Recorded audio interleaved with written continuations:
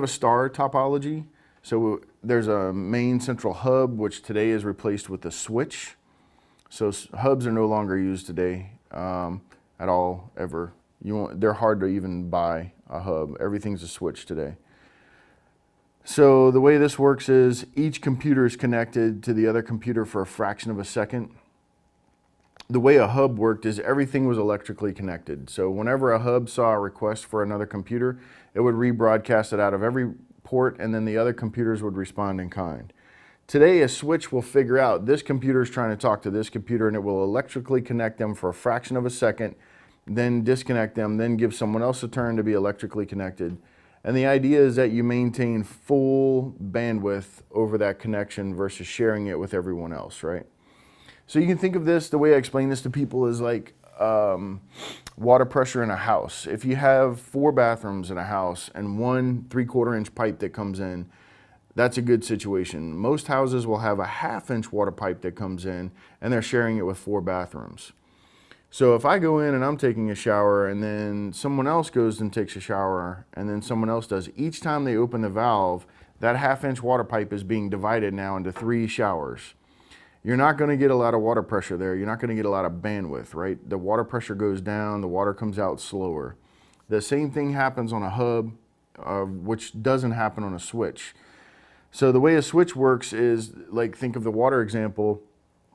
If I'm taking a shower, it gives me full water pressure, and then for a fraction of a second it goes off to the second shower, and then for a fraction of a second it goes off to the third shower.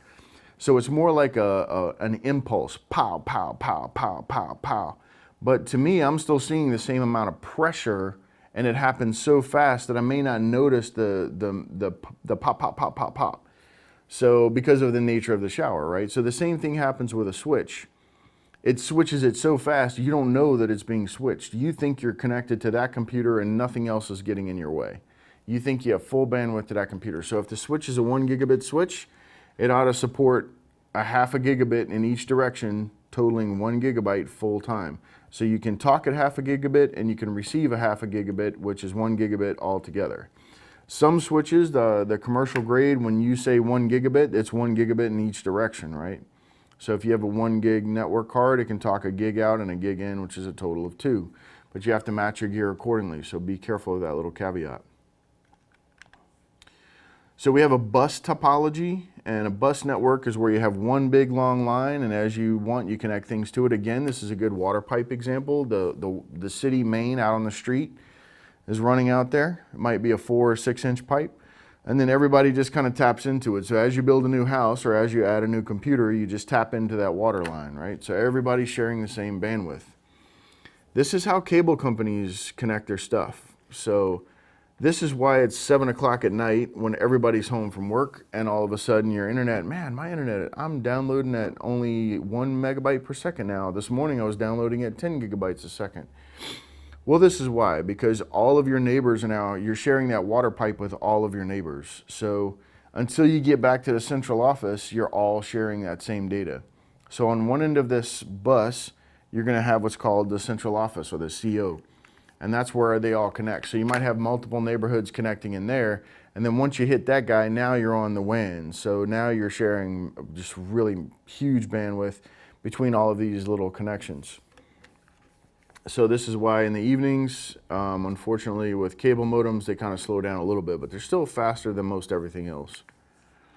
And then we have a ring topology. So the idea of a ring topology, so let's talk about that on the bus topology. What if I broke this somewhere in here? Like say we have 4 computers, there's actually 5 computers. Let's say we broke it.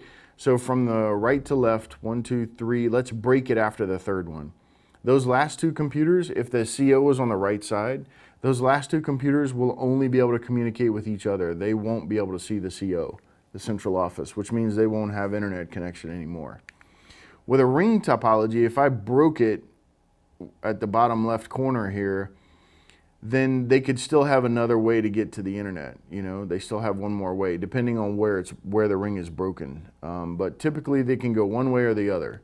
So the rings were a little bit more sturdy. Think of a college campus where it runs around the campus versus one pipe in that kind of branches off to everyone. If it's broken in a strategic location, some people are going to be without a connection. And network operating systems. So we have NOS, an NOS, a network operating system that provides the ability to share files, print, and other services. Computers can be both, can be servers, clients, or both, right? They can be servers or clients or both. So what does that mean? If I have a server and I'm serving data, so say I have a PC and I'm sharing files for you, then I'm serving the files for you. If you're accessing them, you're accessing me as you would a server.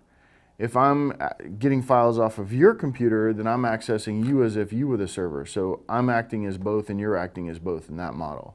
Sometimes if we're just hitting a web server, the web server won't be a client. But whenever we go to update the server, we fetch updates off of another machine. Say you're in charge of that web server. Well, now it's acting as a client. So pretty much everything today does both of these. Again, it's subjective, depends on what frame you're referencing it in. So if you're talking about users accessing a website, you have typically the website will be the server and the users out there will be the clients. So it's subjective, just take it for what it's worth and don't correct people and say, oh, it's acting as both because it goes and fetches updates.